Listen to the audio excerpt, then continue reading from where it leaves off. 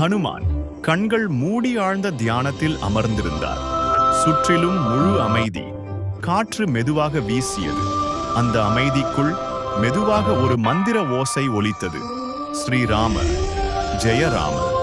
அந்த ராம நாமம் ஒலித்த ஒவ்வொரு நொடிக்கும் தங்க நிற ஒளி ஹனுமனை சுற்றி சுழலத் தொடங்கியது. அவரின் முகத்தில் அளவில்லா அமைதியும் தெய்வீக சக்தியும் தெரிந்தது.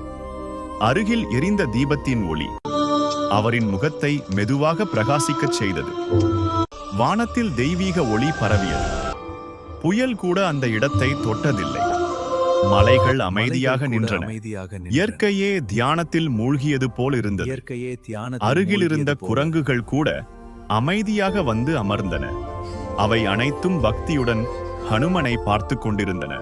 ஸ்ரீராம ஜெயராம என்ற மந்திரம் வானம் முழுவதும் எதிரொலித்தது.